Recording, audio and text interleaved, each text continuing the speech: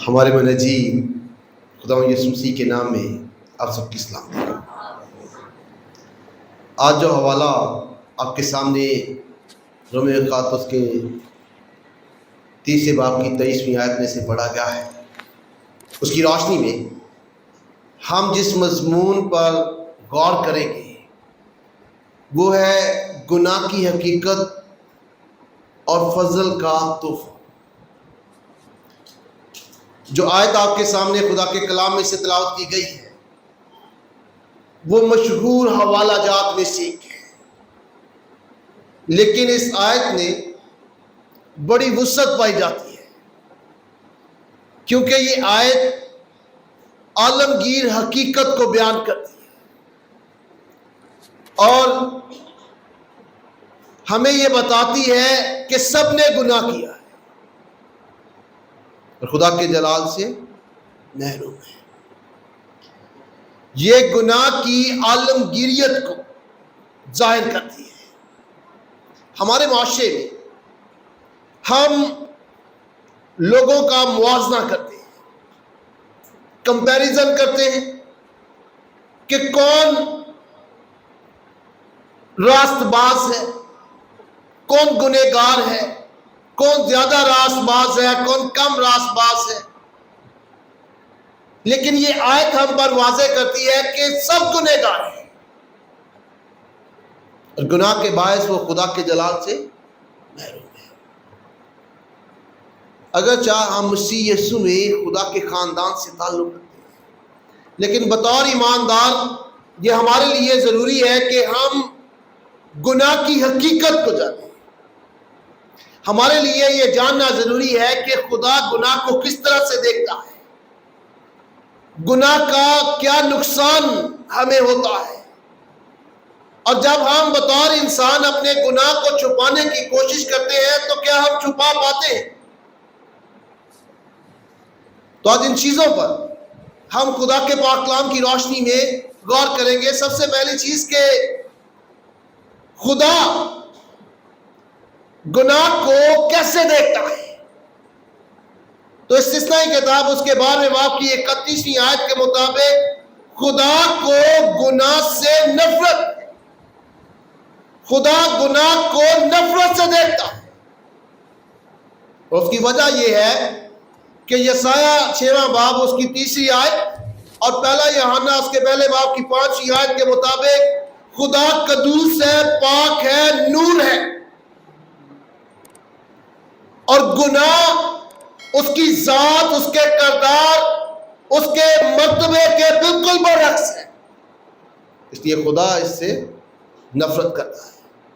اور خدا کا کلام ہمیں یہ بتاتا ہے کہ گناہ جو ہے وہ گندگی ہے۔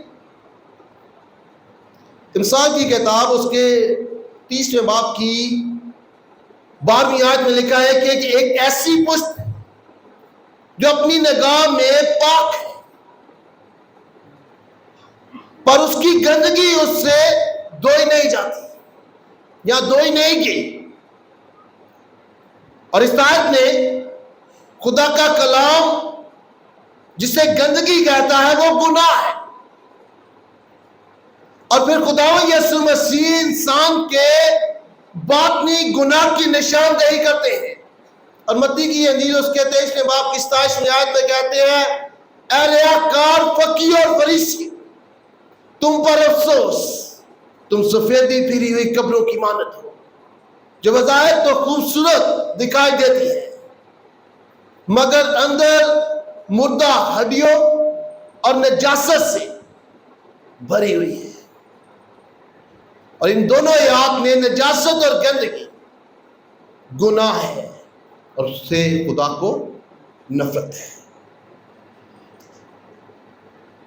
یہ آیت ہمیں بتاتی ہے کہ سب نے گناہ کیا۔ انسان جب بھی گناہ کرتا ہے تو اس کا سب سے زیادہ نقصان انسان کو ہی ہوتا ہے، اور انسان کا سب سے زیادہ نقصان اس بات میں ہے کہ خدا اس سے جدا ہو جائے اور اس کی آواز خدا تک نہ پہنچے۔ اور یہ تب ہوتا ہے جب کوئی گناہ کرتا ہے, جب کوئی گناہ میں زندگی بسر کرتا ہے.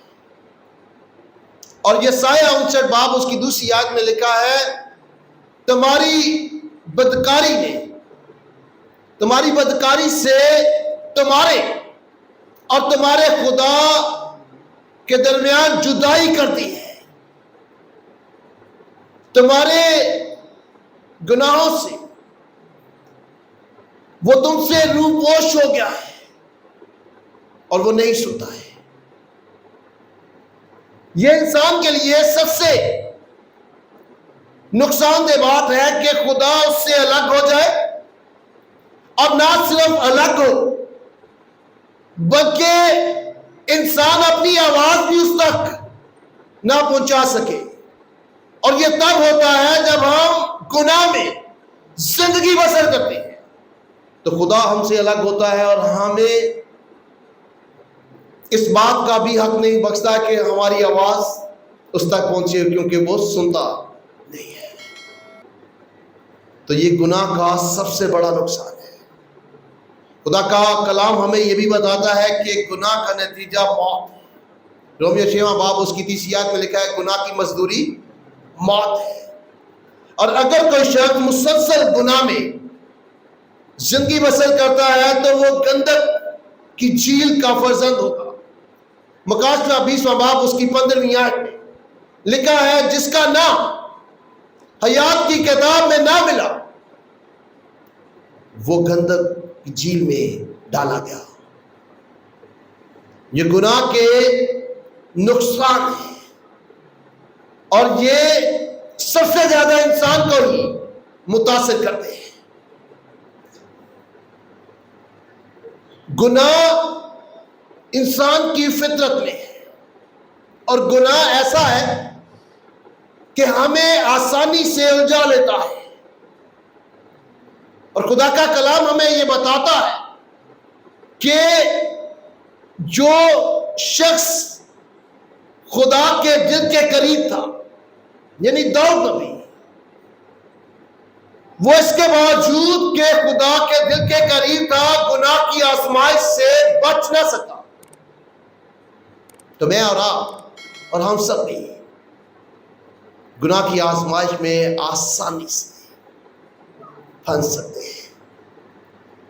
Thanks for watching.